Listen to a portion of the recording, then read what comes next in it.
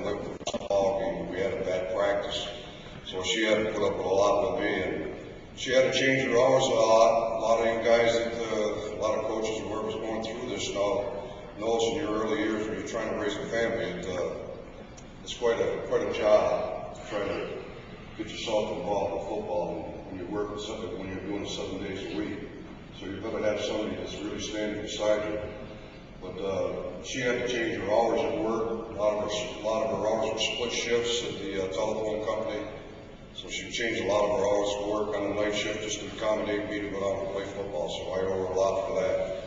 So a lot of times she stayed with me through the thick and thin of times, which sometimes you're up, sometimes you're down. So I have to give her a lot of credit for staying with me.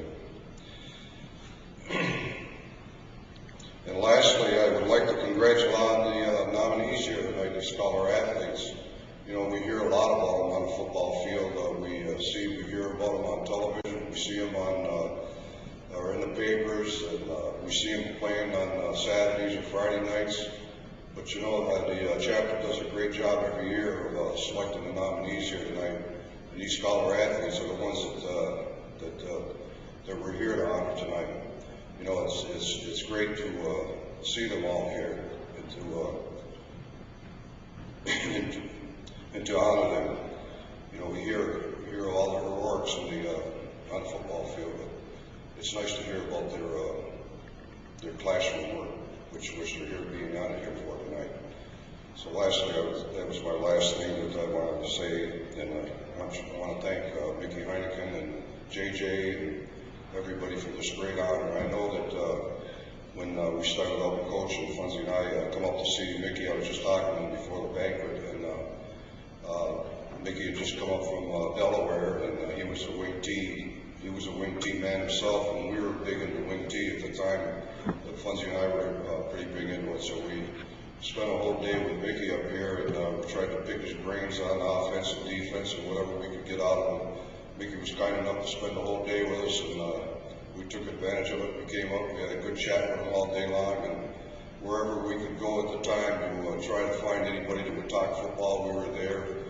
At one time we went down to Tufts, we talked to Rocky Cars were down there. He gave us a lot of things that we wanted to hear about philosophy of football and everything. So I just think that you have to work at it. And, it's just great being a coach all these years. I know that Mr. Grady thinks I've mellowed over the years compared to what I used to be on the football field, but I probably in my later years I probably have mellowed a little bit. So thank you very much, everybody.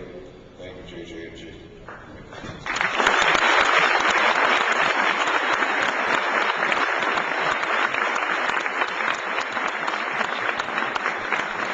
Yeah, tell those guys who are going to show up at St. Peter's Field next August that he's mellowed over the years.